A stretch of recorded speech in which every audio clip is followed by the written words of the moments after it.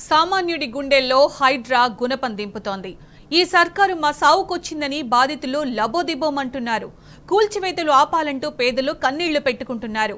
హైడ్రా అధికారుల కాళ్లు పట్టుకుని మరీ వేడుకుంటున్నారు. అయినా కూల్చివేతలు మాత్రం ఆగడం లేదు. భారీ పోలీస్ బందోబస్తుతో హైదరాబాద్లోని మూసీ నది పరివాహక ప్రాంతంలో పలు ఇండ్లకు అధికారులు రెండో రోజు మార్కింగ్ చేశారు.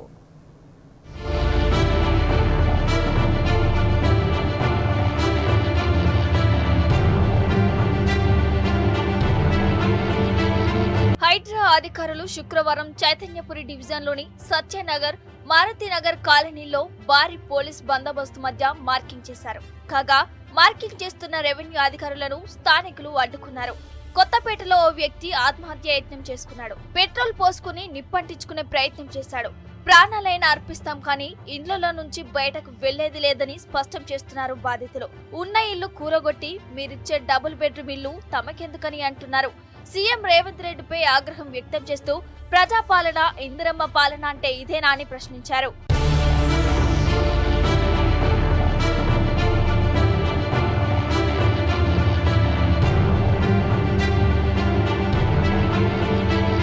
హైడ్రా పేరుతో ఇండ్లను కూల్చివేస్తున్న సర్కార్ తీరుపై నిరుపేదలు మండిపడుతున్నారు. సర్కార్ తీరుకు నిరసనగా ఆశం నగర్ కాలనీవాసులు లంగర్ హౌస్ పోలీస్ స్టేషన్ పరిధి పిల్లర్ నెంబర్ 102 వద్ద ధర్నాకు దిగారు. 100 మందికి పైగా రోడ్డుపై బైఠాయించడంతో భారీగా వాహనాలు నిలిచిపోయాయి. అదేవిధంగా కిషన్ బాగ్ లో కూడా హైడ్రా బాధితులు కూల్చివేతలకు నిరసనగా బహదూర్పుర ఎంఆర్ఓ ఆఫీస్ ముందు ఆందోళన చేపట్టారు. కూల్చివేతలను వెంటనే ఆపాలని డిమాండ్ చేశారు. మార్కింగ్ అనంతరమే డబుల్ బెడ్రూమ్ అలాట్ చేస్తామని చెప్పడంతో అధికారులకు బస్తీవాసులకు మధ్య వాగ్వాదం నెలకొంది.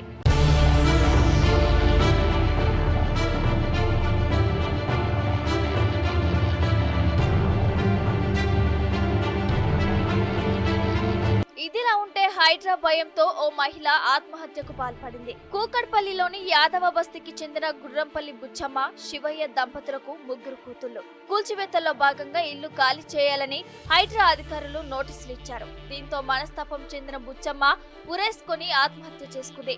విషయం తెలుసుకున్న స్థానికులు ఇది ప్రభుత్వ హత్య అని మండిపడ్డారు. కాంగ్రెస్ ప్రభుత్వంపై ఆగ్రహం వ్యక్తం చేస్తూ వెంటనే కూల్చివేతలు ఆపాలని డిమాండ్ చేశారు.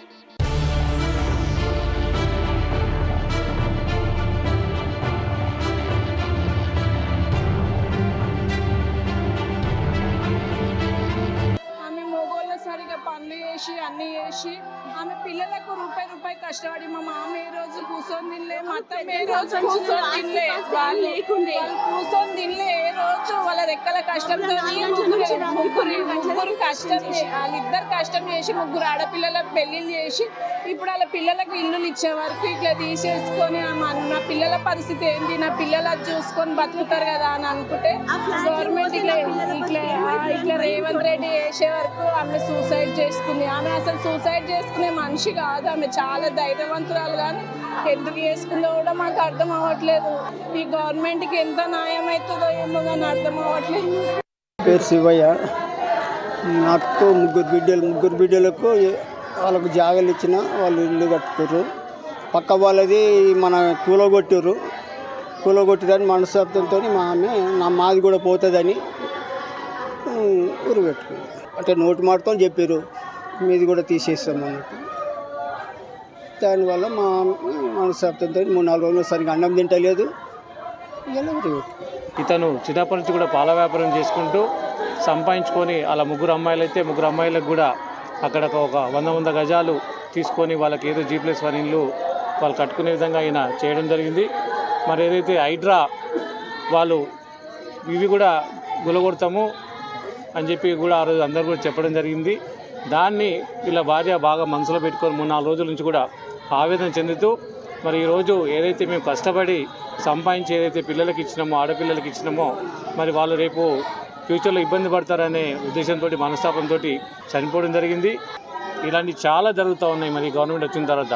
వీటన్నింటినీ గమనించిన తెలంగాణ హైకోర్టు హైడ్రా కమిషనర్ కు నోటీసులు జారీ చేసింది. సోమవారం ఉదయం 10:30 గంటలకు వ్యక్తిగతంగా గాని లేదా వర్చువల్ గా గాని హాజరు కావాలని ఆదేశించింది. కోర్టులో కేసు పెండింగ్ లో ఉన్న ఓ భవనాన్ని హైడ్రా అధికారులు అమీన్పూర్ లో ఇటీవల కూల్చేశారు. దానికి సంబంధించి హైకోర్టు హైడ్రా కమిషనర్ కు నోటీసులు ఇచ్చింది. కేసు కోర్టులో పెండింగ్ లో ఉన్నప్పుడు ఆ భవనాన్ని ఎలా కూలుస్తారని హైకోర్టు ప్రశ్నించింది.